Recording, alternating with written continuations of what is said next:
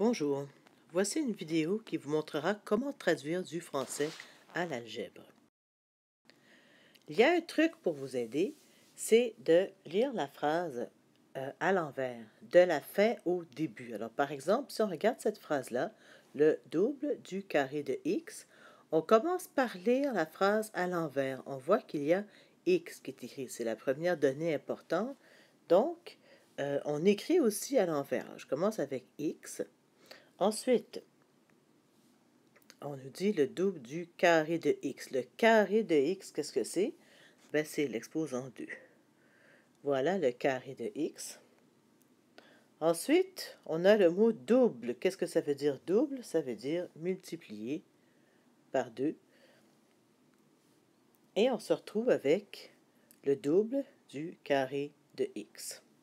Si on regarde la phrase juste en dessous, le carré du double de x, on voit que c'est presque les mêmes mots, mais qu'ils ne sont pas exactement dans le même ordre.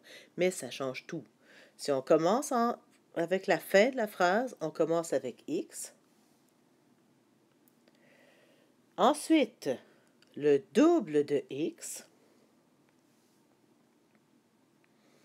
Et enfin, le carré du double de x. Comment on fait pour mettre tout ça au carré?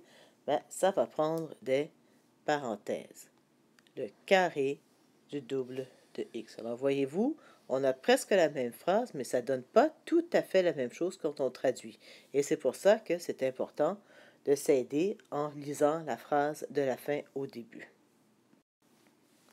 On a maintenant deux phrases intéressantes. On a le cube de la somme de x et y. Alors, comme la dernière fois, on commence avec la fin de la phrase. On a y et x. Alors, je vais commencer par écrire y et x. Et là, on ne sait pas encore ce qu'il y a entre les deux. Pour le savoir, il faut reculer dans la phrase. On voit qu'il y a le mot somme. Somme, ça veut dire quoi? Ça veut dire additionner. Maintenant, le cube de la somme. Comment on fait pour mettre la somme au cube? Le cube, on voit que c'est l'exposant 3. On ne peut pas mettre un exposant sur le signe plus. Qu'est-ce qu'on fait? Qu'est-ce qu'on met? Bien sûr, des parenthèses. Et là, on va mettre toute la parenthèse au cube. Voilà, l'exposant 3 est là. On regarde finalement le dernier exemple, le quadruple de la différence de A et B. Commençons par A et B. Alors, B et A. Vous voyez que je recule en traduisant aussi. La différence de A et B, qu'est-ce qu'on met entre A et B? On met un signe moins.